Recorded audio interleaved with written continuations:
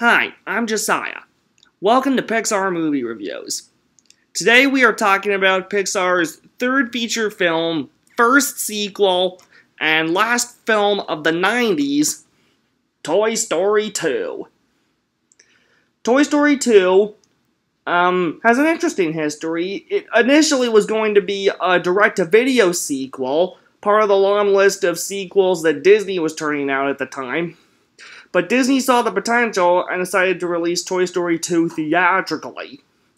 Most of the production on Toy Story 2 was done by a separate company at Disney, as John Lasseter and the crew at Pixar were busy focusing on A Bug's Life. When they came back from their European promotional tour and took a look at Toy Story 2, they were unhappy with how it was turning out, and they basically redid the whole thing with a release date coming up fast. So the Toy Story 2 you see today was most likely done within the 9 months it took them to finish the film. Toy Story 2 opened on its scheduled opening weekend day of Thanksgiving weekend 1999, 4 years after the first film and 1 year after A Bug's Life. Toy Story 2 proved to be an even bigger hit than Toy Story or A Bug's Life at the worldwide box office, and currently holds a perfect 100% rating on the Rotten Tomatoes site, just like the first Toy Story. Toy Story 2 also went on to win a Golden Globe Award for Best Picture, the first and only for a Pixar film, and the third one for an animated feature after Disney's own Beauty and the Beast and the Lion King. Mind you, this was before they announced the Golden Globe Award for Best Animated Feature. As a sequel, Toy Story 2 is a great sequel, one of the few sequels to do just as good as the original film, if not better. So here's my thoughts on Toy Story 2, and the story that goes with it. Anyone who knows me knows that I'm a huge Toy Story fan, and I remember seeing Toy Story 2 a lot in theaters when I was a kid. I would usually take either my old Woody doll or my old Buzz Lightyear action figure with me, and I loved Toy Story 2 every time I saw it, and I still love it today, watching it on home video. The basic story of Toy Story 2 is Woody gets a small rip in his arm accidentally when Andy plays with him before going to cowboy camp. Because of this, Andy decides to leave Woody home for the year, which makes Woody worry how much time he has left to play with Andy. While rescuing toys from a yard sale that Andy's mom is having, Woody is stolen by Al, a greedy toy collector who's also the owner of a toy store called Al's Toy Barn, which was the toy store mentioned in the Buzz Lightyear commercial in the first film. Buzz leads Mr. Potato Head, Rex, Ham, and Slinky Dog on a mission to rescue Woody and bring him home before Andy comes back from camp. At the same time, Woody meets his Roundup gang, Jessie the Cowgirl, Bullseye the Horse, and Stinky Pete the Prospector, who tell him he's actually part of a 1950s TV show called Woody's Roundup. Now that they're a complete set, they can be sold to a toy museum in Japan.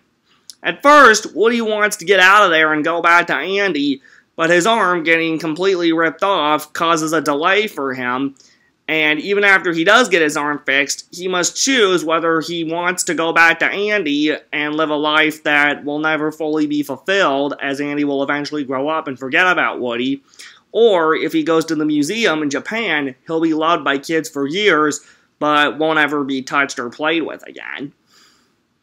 So what are my likes and dislikes on Toy Story 2?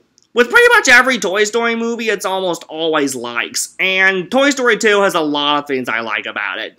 First of all the original voice cast comes back from the first movie, or at the least bit the voice cast for everybody that returns. Not just Tom Hanks and Tim Allen, but also Don Rickles, Wallace Shawn, John Ratzenberger, Jim Varney, and other favorites. In addition, you've got several new characters, including the Roundup Gang, with Jessie, voiced by Joan Cusack, who gives a wonderful performance. The Prospector, voiced by Kelsey Grammer. Bullseye doesn't talk, but he's very loyal as far as animal sidekicks go. Toy Story 2 also has a little bit of an emotional pull tug with Jessie. Here's Jessie. This is my Jessie doll that I got when I was in Walt Disney World a couple of years ago.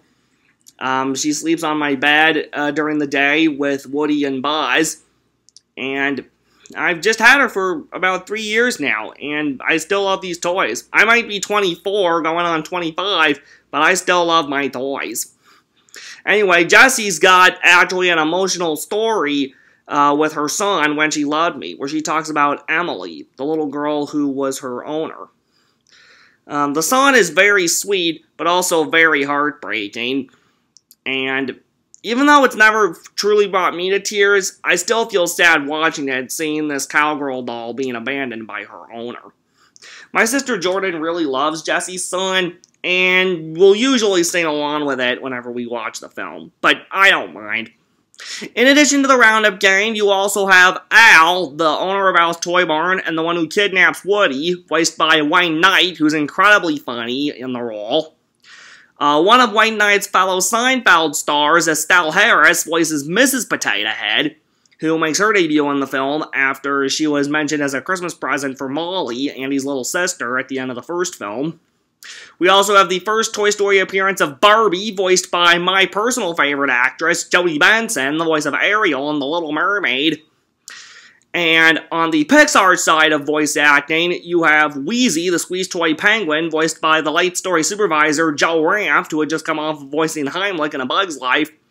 And you have Evil Emperor Zurg, Buzz Lightyear's archenemy, mentioned in the first movie, but actually debuting here, voiced by the lead screenwriter, Andrew Stanton, who went on to write and direct Finding Nemo and WALL-E. In addition to the cast, I also really love that they've expanded the scope. In addition to Andy's new house, because remember they move in the first one, they also have Al's Toy Barn, Al's apartment, and that climax at the airport. Not to mention, they have outer space at the beginning with the Buzz Lightyear video game Space Adventure. I also really like the music by Randy Newman. Randy wrote 2 new songs for the film, the Woody's Roundup theme song performed by Riders in the Sky, and Jessie's song, When She Loved Me, performed by Sarah McLachlan. Both are very wonderful.